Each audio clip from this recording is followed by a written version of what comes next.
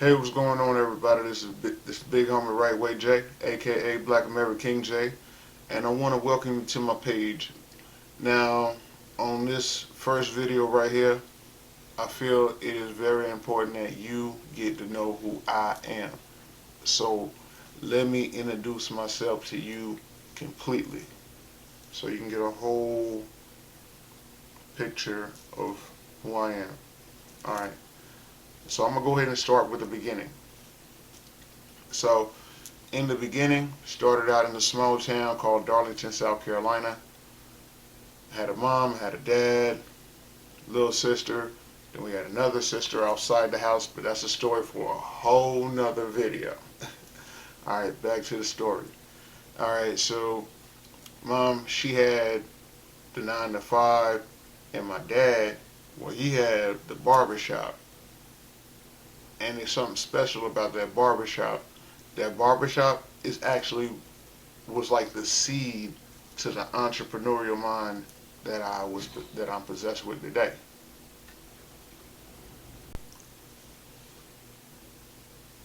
That was the seed that was the seed that started to grow within me from a little kid.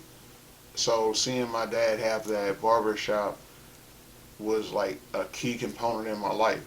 Now, as I said, mom, dad, sister, me, I was more of like an eyeball because I was really smart. However, like I was like a really fat nerd, and I never really got attention like that in school. I never got attention from females in school. I promise you, I never ever did. And in a way, that kind of worked out in my favor, but I'll save that on for later on. I'll save that part for later on, but that did kind of work in my favor. So they didn't really pay me any attention. I didn't have a whole lot of friends at all because I was like really like socially awkward. I really didn't converse well with people. But again, I mean, I'm a kid, I'm a teenager. I don't, I'm still trying to figure out who I am. And on top of that, I'm like a nutty professor meets Steve Urkel type of kid, you know? And, I remember like, okay, one quick story. I remember I was on the bus and there was this kid, he used to pick on me all the time. And one day he threw like a paper at me, a paper ball, threw it at me, and then I got tired of it because he was picking on me like so long, and I got tired of it. So I stood up and I looked at him. I said, "Hey, bro, listen. Only thing you got to do is just touch me. That's very, and I promise you,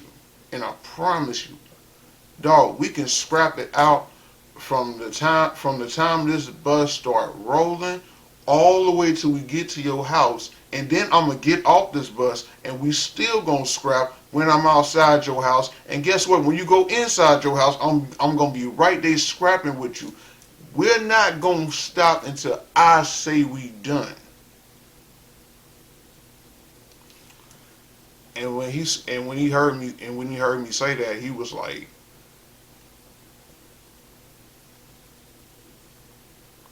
everybody on the bus was like, "Oh!" They were like, "What you gonna do? What you gonna do? What you gonna do?"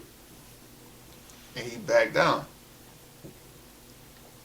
That was my first taste of like confidence, like right there. That was like my first taste right there.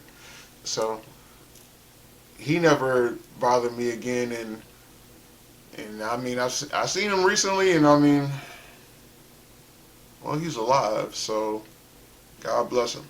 But anyway, I never really got attention like that in school. A few friends. Now, once I got out of high school, because I did graduate, I ended up going to college. Well, not college, more like a technical college with, well, wasn't a 4-year university. So you get more or less what I'm trying to say. All right, cool. So I went there for auto mechanic. Now I only went to college because my dad. It was really my dad, my mom too, but my dad was like really pushing me into like, yo, you gotta go to school. You gotta go to school. So I did. However, it didn't. School wasn't my thing. Even though, another short story. All right, I remember I was in English class. Like and I was like the only student who didn't have a book. And even though I was the only student who didn't have a book, I was top 5 in the classroom. No book. Literally, I remember I had like the instructor like pull me to the side as I like wrote an essay, and he was like, "Hey man, listen, you need to start writing for newspapers or something because you are really, really talented at writing." So I'm like, "All right, thanks man, appreciate that." And even though that was all fine, well and cool, I did not stay in school. So I ended up dropping out, and well, let me back it up a little bit because like right when I got out of high school, actually I started working at a grocery store, and that's when I actually ran into a couple of guys that are actually very important to me to this day, and I still rock with them to this day. It was actually because of them that I actually started doing music. Believe it or not. And I know you don't because you don't even know what's going on. But I'll give you the rundown. All right, so this is what it was. I was working at a grocery store, and there was like this guy. His name was Money. Money was like the most popular guy in the whole store, and I mean he was like a little older than me at the time. He was you know what I'm saying, but he was like the coolest guy in the store. Everybody loved Money. Everybody loved Money. And what it was is that Money ended up moving like right down the street from my mom and dad crib. So I'm like, oh word, that's what's up. So he actually invited me over to his crib. So I was like, all right, cool. I felt like, oh snap, I'm part of the cool crowd because back in high school, they wouldn't let me they wouldn't let me at the cool kids table. They would cheat off my paper, but they would never let me at the cool kids table. But whatever. So Money let me kick it at his crib, and like, okay, I'm with the cool kids now. You know what I'm saying? So I'm getting to relax and open up more and just discover more about how I can interact more with people and things like that. So I was just really just getting introduced to another side of me, hanging around Money. Shouts out to Money. That's my dog. All right, so one day, we in there, we just sitting back, kicking it, just doing what we do, just And one of the homies, he bring over a beat CD. So he played a beat CD. You know what I'm saying? And we all, we vibing out or whatever like that. And then, we just start rhyming or whatever like that. You know what I'm saying? Now, I don't know how to rhyme, but they, you know what I'm saying? They putting these little rhymes together or whatever like that. And I'm hearing all that. And I'm like, yo, man, I can do this or whatever. So I started trying to put a couple of little bars together or whatever like that. I mean, it wasn't much of nothing, to be honest with you. And don't ask me to recite it because I don't know. Right? So that was like my first like taste of it. And then I remember like a little later on, like we actually was like, yo, we about to go to a studio. It was like, oh word, yeah, we found found a local studio in town, so we went to the studio and we went in there and we record and like I recorded my first ever song, like I can't even remember I don't even remember. But I will say this, like I know it was like the wackest verse ever in the wackest verse ever. I promise you that. But at that time, I thought it was the greatest thing I ever said. You know what I'm saying? And like, it wasn't all that, trust me. But either way, when that happened, like, soon as I got off that microphone, I was like, yeah, man, I can do this right here. I can do this right here. You know what I'm saying? So, I was still trying. So, what it was is that after I get, out the studio and everything like that, I'm back, working jobs and, I'm trying to get this music thing popping. However, I'll never forget December 21st, 2007.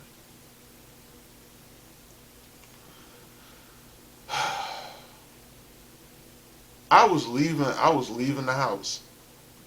I was on my way to work. And my dad had just got off work. Came in the backyard. I was leaving. He asked me something. I can't remember what he said, but I answered his question, and the way I answered it, I sounded real low. And he was like, "Open your mouth." I was like, "Man, fuck you." Like, but I said it under my breath, but I was like, "Man, fuck you." Got in the car, went to work. I got a call from my girlfriend at the time. She was like, "Hey, I'm pregnant." Like, what? She was like, "Yeah, I think I'm pregnant." I'm like, "Man, what the world, man? What the world?" So now that whole day, I was like, I wasn't even myself at that point. I got off of work. I went home, told my mom, and my mom was like, "All right, go tell your dad he's in the other room." I said, "All right." So I go to the room with my dad at, and I'm knocking on the door. "Dad," I don't hear nothing. "Dad." Now, I cracked the door open because anybody that comes from a black home will tell you, you don't bust through your mom and dad bedroom door. You don't bust through any door. All right. So anyway, I creak I cracked the door open and I can hear a basketball game on.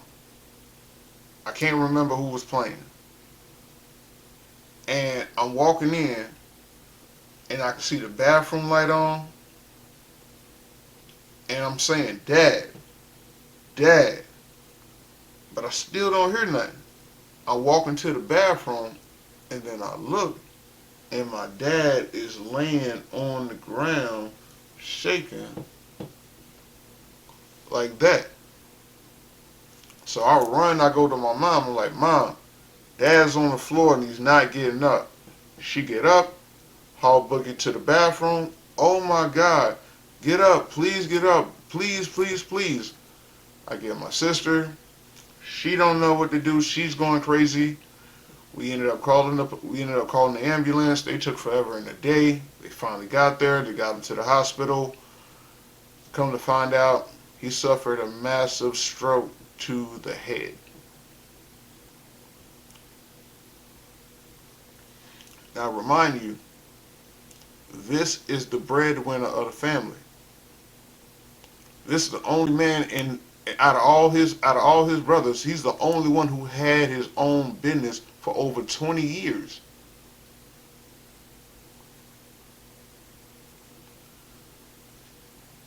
He goes down with a stroke. He's not the same ever again. The family is not the same ever again. Literally everything has to get restructured because the breadwinner is down.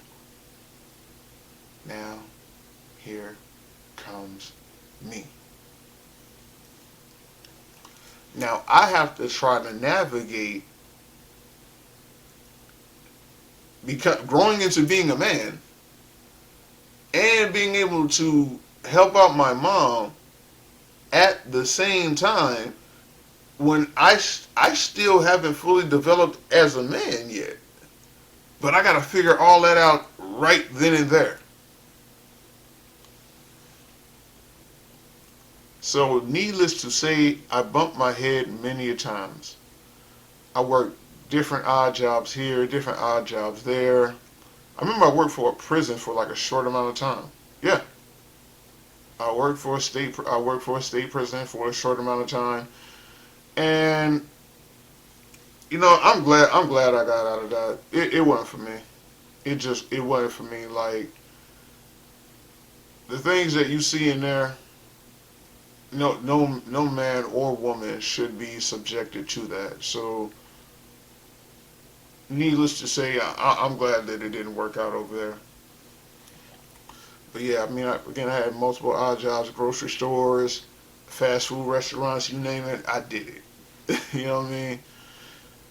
And I was trying to do that, and I was trying to do music at the same time because I saw music as a way to like really bring some money in, where I could, do for myself and do for my mom, and and really just put, my family in a better position. Like that was my whole goal.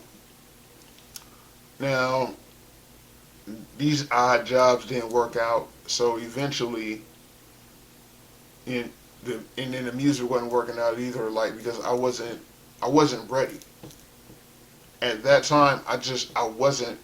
I was ready like musically, but mentally I wasn't ready. So needless to say, I ain't gonna say needless to say, but the music kind of fell to the wayside after a certain amount of time, and I really began to focus more on just like building me up. So I ended up moving to a town about like an hour away from where my mom and dad stayed at, and I actually moved in with somebody that I knew or that I know, and you know the living arrangement was cool at first. However, things began to transpire, and I'll say it like this. And this, no, it's a teaching moment. It's a real teaching moment. As a man, I didn't understand that you should not move into a woman's home. That was my mistake that I can proudly say I learned very well from. So I moved in with a female, and at first it was cool, but then I began to understand that this is her home.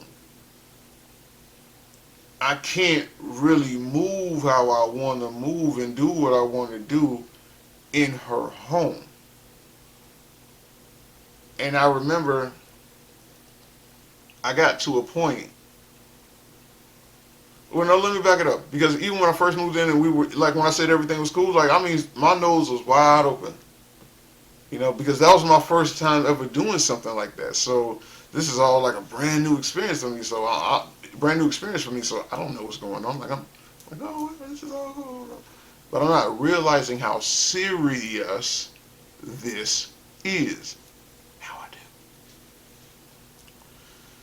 So in the beginning it was cool. After a while it started getting crazy. And when I got to like my lowest, you know what? This is where I got to like my lowest point in life ever. Right here.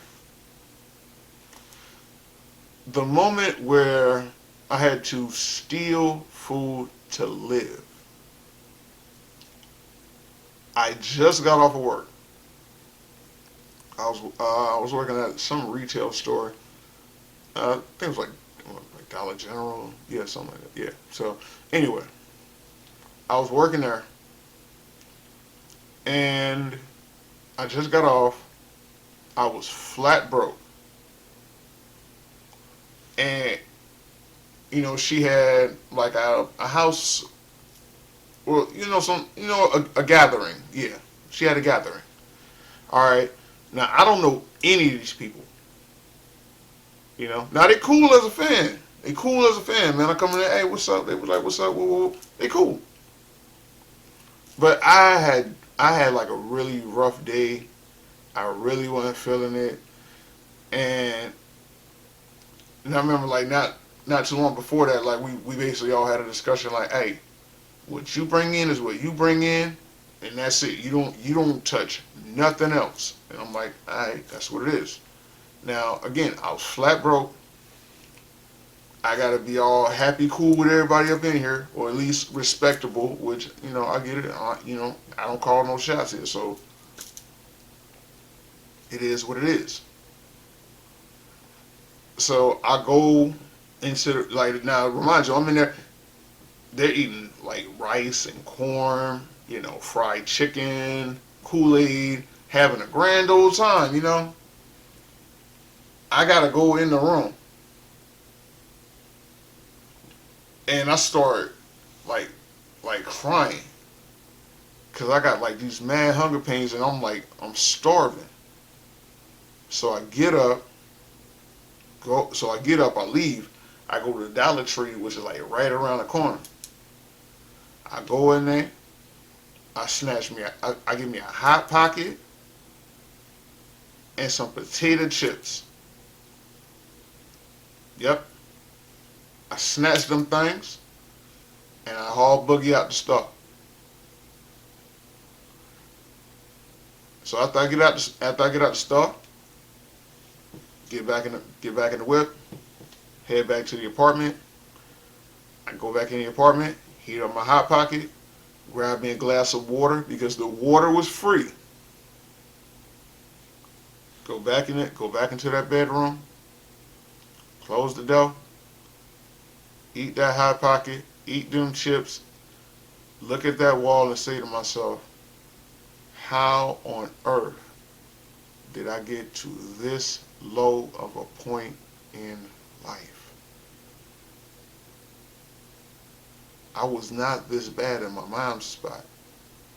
But then again, I was at my mom's spot.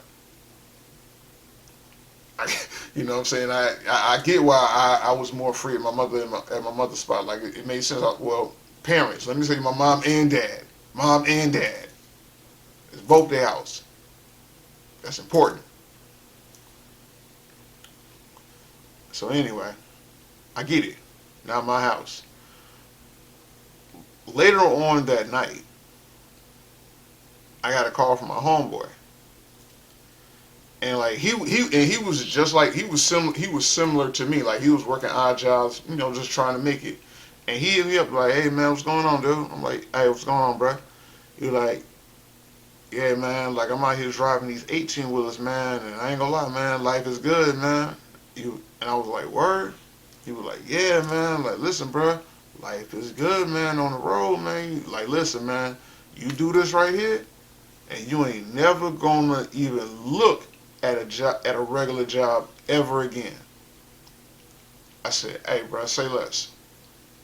So I start going online. I find a company that would actually pay for everything, and the only thing I had to do was get on a Greyhound bus and haul Boogie to their training camp. I said, "Cool." Now I never forget. It was like I think like 2 days before I had to get on the bus. It was my last day. It was like when it was my last day of work. And what I did is that I remember we had just closed up. We had just closed up the store. Dude, my manager was locking up the door, and the next thing I know, I turn around and I see somebody like this, and he's running, and it's something silver, like just like glistening in the light or whatever. Like I'm like, what's that silver thing? I'm like, oh, that's a gun. And then he's like, get in the store, get in the store. I'm like, all right, cool. So we get in the store. You know, he clocked me over the head with the gun. I lie down. He tied me up. He take the manager, go into the office to get the money. And the whole time, I'm not even lying when I say this right here. The whole time when I was laying down, when I was laying face down, hand tied behind my back, I'm saying to myself, man, I hope this dude hurry up, man. I gotta pee.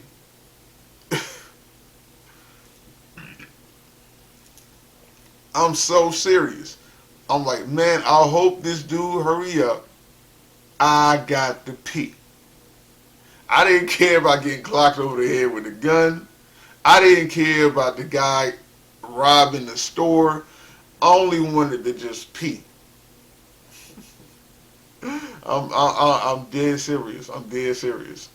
So anyway, the guy ended up getting the money. He hauled Boogie out the store. The manager called the cops. He cut me loose. They take me, the ambulance came. They take me to the hospital. I got to get some Vicodin or whatever for my head or whatever like that. And I was cool. That very next day, went to the grocery store, got all the snack foods I could get out of Dollar Tree with my last check. Not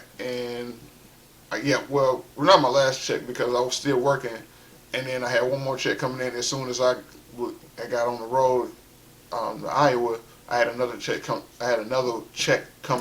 after that. That was my last one, but I had saved up some money on the last check, and I used that money to buy my groceries and all my little supplies that I would need over the road because I knew that I would be at this training camp for a month. So I'm like, all right, let me prepare for that. So I did that. So I took all that, hauled Boogie to the bus station. I packed up all my clothes and everything. Went back to my mom's crib. I was like, all right, and I told my mom, I'm about to take this Greyhound bus to go get my CDL. And she was like, all right, cool. So she drove me to the bus station, dropped me off, got on the Greyhound bus. Next stop was Iowa. Now, that Greyhound bus was the longest, most excruciating ride of my life. I hate riding that doggone Greyhound bus. I tell you the truth. Now, it's kind of crazy, because Greyhound, they serious. I remember, we was in Indiana, and we had to go to, I think we had to go to somewhere. I think we had to go to Chicago or somewhere in Illinois, and it was this old Mississippi pimp type dude, and he was smoking on the bus, and the driver said, "All right, I'm only gonna warn you one more time, no smoking on the bus." He was like, "All right." About an hour later, this man light up another cigarette. I'm like, oh snap! The bus driver pulled over. He said, "Who's smoking?" Everybody pointed at the Mississippi pimp. Bus driver like, all right, man, you done, bruh. Dude kicked that Mississippi pimp off that doggone bus in the middle of doggone Indiana, and he had to find his way to wherever he was going. I was like, damn. Ooh. I feel for you, man, because you out there in the middle of nowhere. Anybody who's been outside of Indianapolis, Indiana is, it's a lot of salt on the table in Indiana.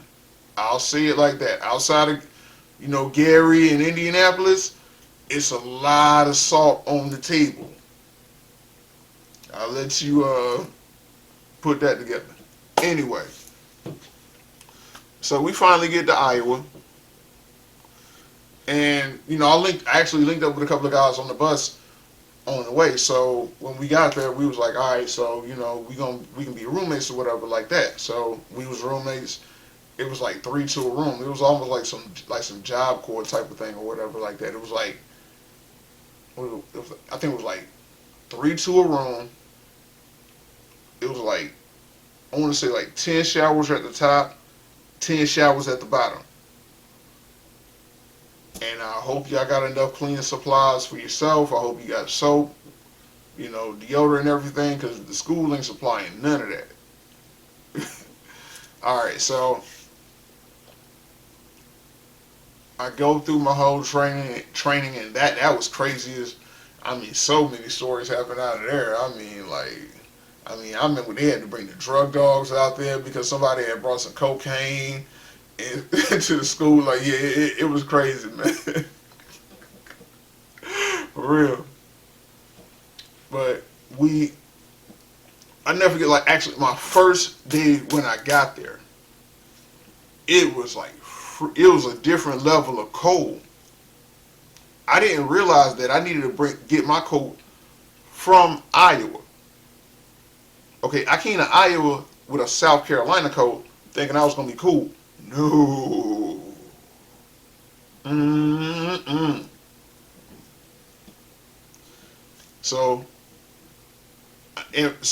I had to get my coat from there. Now I didn't have any money at that time. I didn't have any money. Well, I had some money, but I didn't have enough to like spend on that coat. And I'm gonna get to that. I didn't have enough money to spend on that coat. I did not. Now what it was is that when we got off the bus and I'm like, man, it was freezing cold. We actually get to the training camp and we drop our bags off and we outside and man, we freezing cold. And then we see these two white dudes and they got on these Carhartt coats and like they was like, it was cool in the mud, man. It was like, yeah, man, what's going on? Ooh. And we looking at them like, man, how on earth is they this doggone? They don't even like the cold don't even bother them.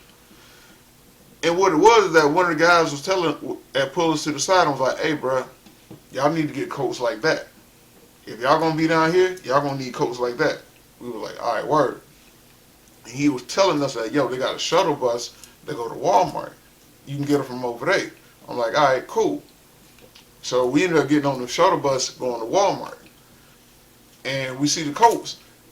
And the coats was like, I think like 89 or like $99 or whatever like that.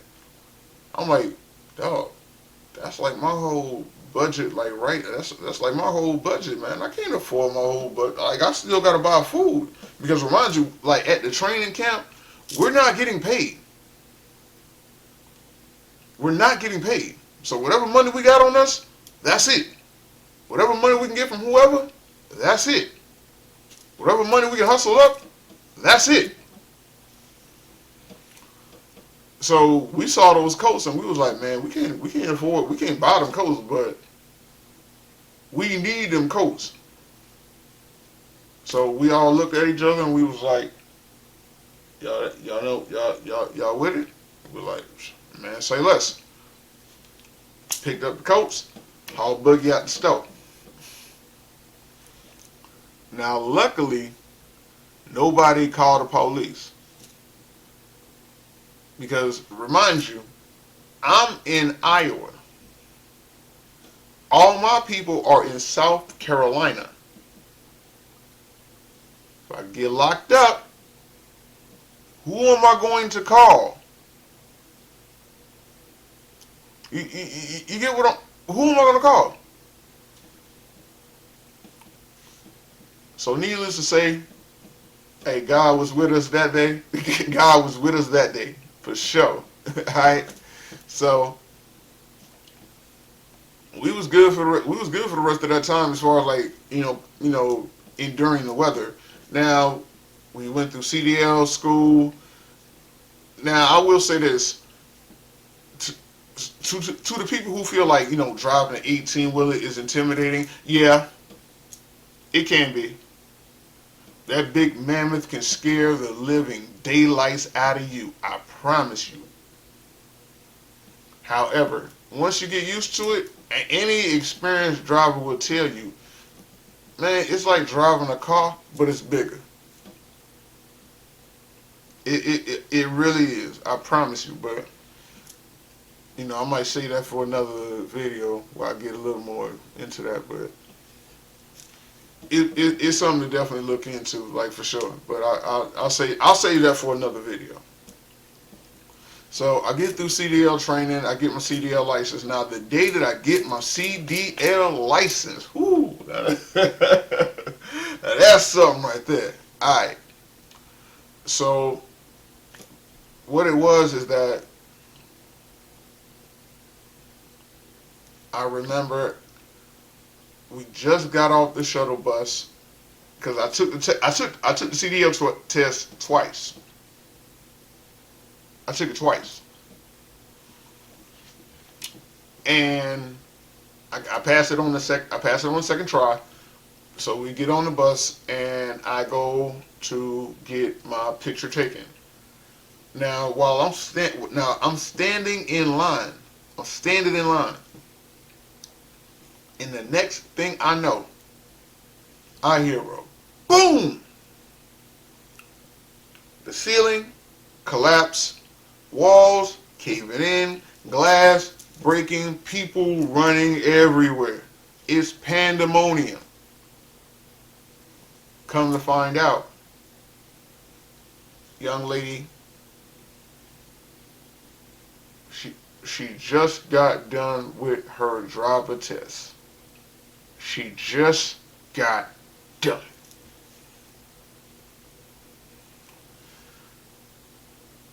She forgot and left the car in drive, hit the gas, and boom, right into the building. Needless to say, I don't think she passed her driving test after that.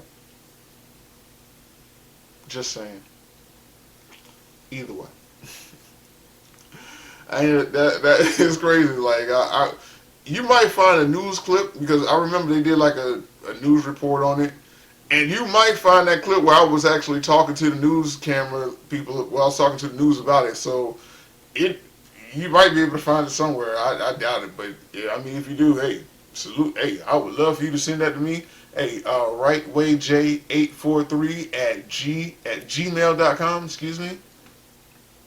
At gmail.com, WrightWay Jay 843 at gmail.com. If you can find that video, I would love to see it. Anyway, after I get my CDL, now I'm on the road. I meet up with my trainer. We start going over the road. Now my first time over the road, I'm saying to myself, man, this is hard. I don't want to do it. But then I'm like, well, bruh, you're all the way in Omaha, Nebraska. If you quit, how you gonna get home? You know what I mean? Like, that's what's going on in my brain. I'm like, well, I can't quit. I'm all the way out here in freaking Reno, Nevada. I can't quit. I mean, what am I gonna do? I'm all the way in Seattle, Washington, man. I'm all the way in Seattle, Washington, man. What am I gonna do? Huh? I'm from South Carolina. I'm in Butte, Montana. What am I gonna do? You get the point? Right. Gotcha. Anyway. So, what it was is that the company that I was actually with, when I actually signed on for them, I signed on to them, again, that's a contract. They will pay for everything. I got to pay them back. And I had to work for them for 8 months straight. And let's just say they got every last nickel and dime they could get out of me. Oh, they milked me dry. Excuse me. I'll never forget, I went from Chicago to LA. And when I got to LA, my check was $87. No BS, $87.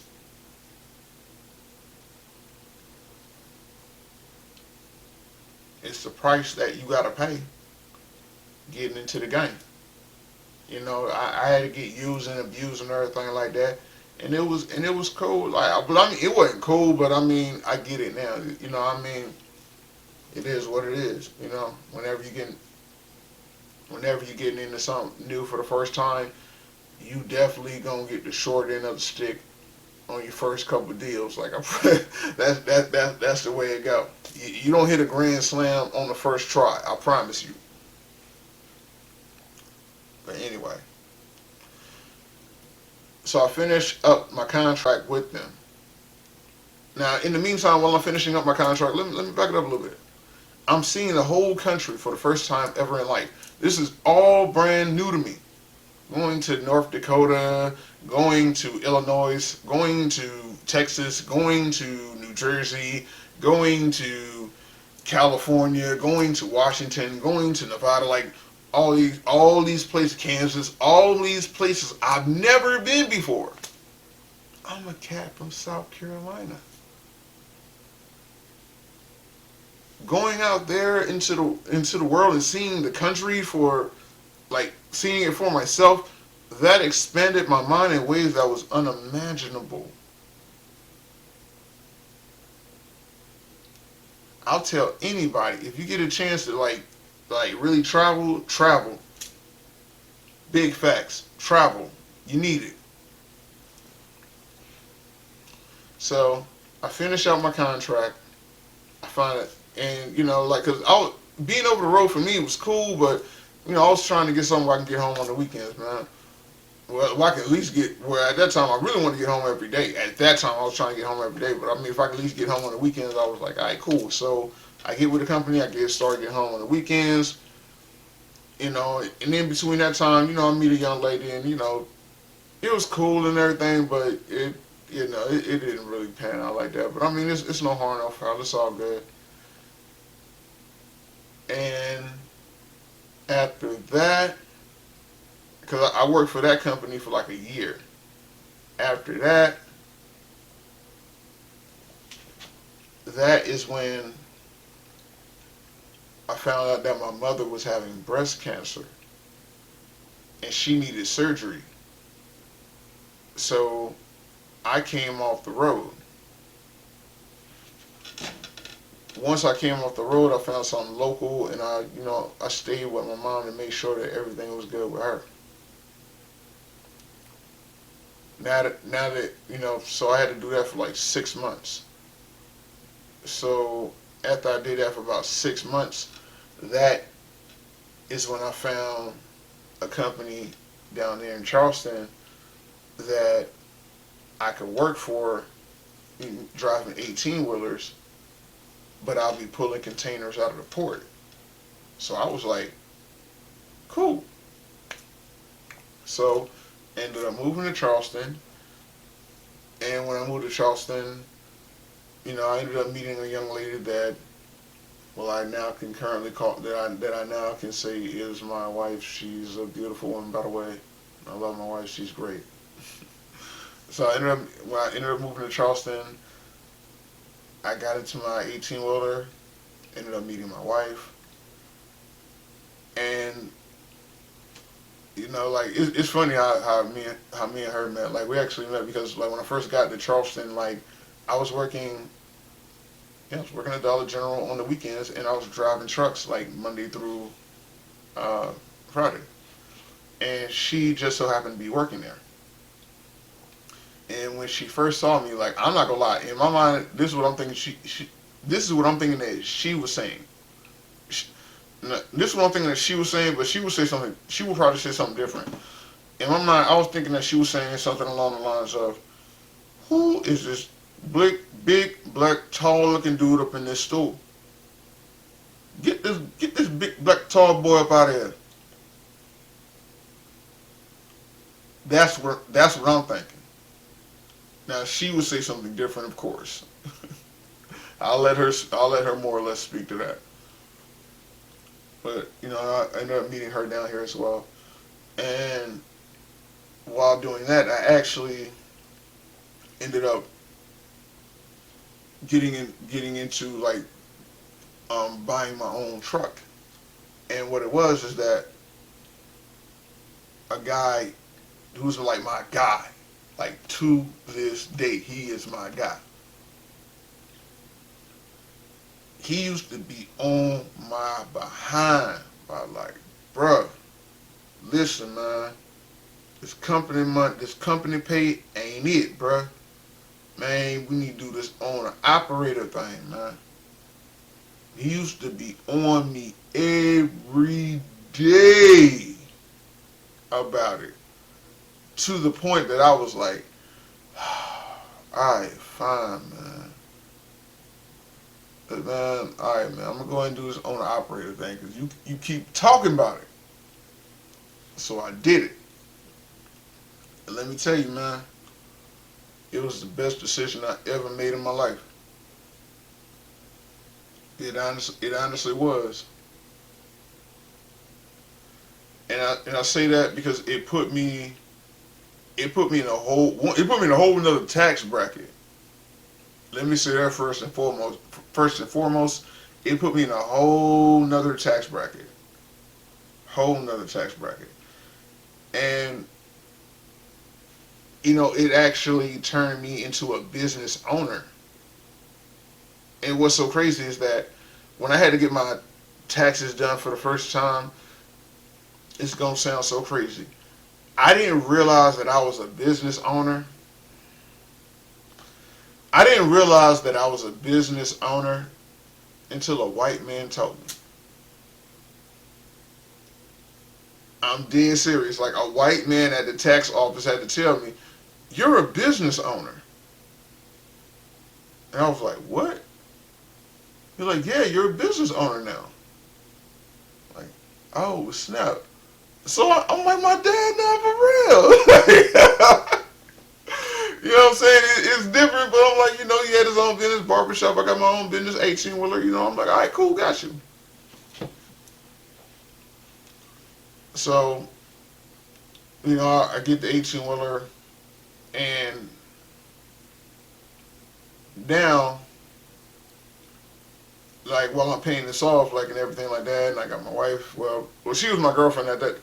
Well, she's my wife now. Let me just leave it like that. But well, no, I can actually break it down that way. When we were dating, the truck wasn't paid off yet. I was still making payments on the truck, and I remember my brother at the time. He would always I miss him, man. Yeah, y'all don't know. Let me know. I'm sorry. My brother at the time, like, he used to, like, he would be on me about music a lot. He would definitely be on me about music. Like, what I mean? He was always supportive about everything that I would do, but he was definitely like, "Yo, man, like, you good, you talented at this music, man. You are talented at this music, man. You supposed to be doing music, bruh." He used to be on me about that all the time, at that time I was more or less saying to myself, like, "Dog, man, I got my own 18-wheeler, bro. I'm making sick. Man, my truck is pulling in. My truck is pulling in 6 figures a year, man. Like, dog, I'm cool." Like, but he used to be like, "Man, you need to do this music, man." And I never forget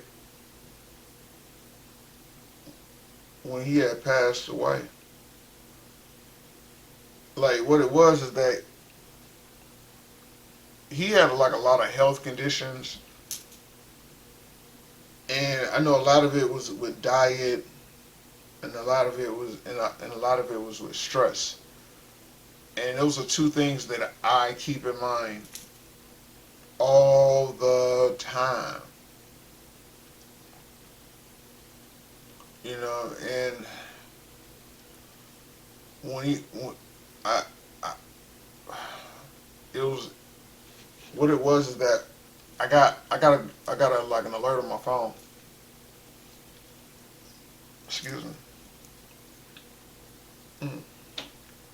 And I looked on Facebook, and I seen him laying in bed. He had, like, his, well, I guess, widow now, and the rest of the family around him, and they was all saying, "Rest in peace." And I'm like, what? Really, rest in peace. You know what I'm saying? So, now I'm starting to get calls and everything like that. And I'm getting the whole story or whatever like that. And I'm like, yo, are you serious? Like, he's really gone? And, I accept, I got no choice but to accept it now, well, of course, but, I mean, I'm recover, I've recovered from it. I mean, it still hurts. It still hurts sometimes, you know what I mean? Because you never really get over that. But, it is what it is. There's nothing we can do about it. But the number one thing that I take from my brother's death is like, yo, you got to do this music, man. I mean, driving the 18 wheelers is cool, you know what I'm saying? But it's more out there, bro. It's more out there, and like, your brother, man, he saw it, and that's what he wanted for you. So I'm like, you know what, man? All right. So like, not too long after that, one of my homeboys, like, he get me hooked up with this contest down there in Atlanta. So I go down there, perform, and they're like, yeah, man, we like you. So they let me come through there and record and everything like that. And I had to do that for like 15 months straight. And I had to call for some bread. I'll just say it like that. I'll leave it. I had to call for some bread, man. But that's already out there, man. Like I was paying like a band a month for like 15 months straight. You know what I'm saying? Do the math on that. So I do all of that. Now at the end of the 15 months, I was supposed to get a deal. Well, I was supposed to at least get an interview or sit down with a label. And that did not happen. So I basically lost. Financially, I lost. However, I still had the connects. I still had producers, designers, and people like that I was still like cool with. So I'm like, all right, cool. And and I still got the records that I recorded over there. So I'm like, all right, cool. So there was one record that I was like, all right, this record right here worked, and it just so happened to be this record called All Pro. So I took the All Pro record and I started like to perform the record around my state. And I started getting, hold on, no, let me make sure I'm saying this right, because it didn't work. Yeah, I took the All Pro record and I started promoting it around the state, and I got linked up with a few of the right people and who started pointing me in the right direction, and then from there, I got my music in the hands of the right guy who started getting my music more played on a like regional base. And I'm like, okay, this is great. And also, I got another record that I put out back in 2018 called Lost Souls. And that record just so happened to get picked up by actually a radio station in Miami and another one in LA. And I actually got linked up with a great PR team that works wonders for me. So now I'm at a point where I'm getting my business more established. Now I got my team together. I got, merchandising together. I had to get the paperwork together, because all of these things are key and important when it comes to doing business. And if I'm doing business for the first time, what I've learned from the trucking is that make sure all your business is right beforehand. Make sure all your business is right beforehand. That's what I'm doing with the music. is that I got the music out here and it's working, it's being like played by, and people are like hearing it and everything like that. But the business has got to be like solid before we like fully press that button.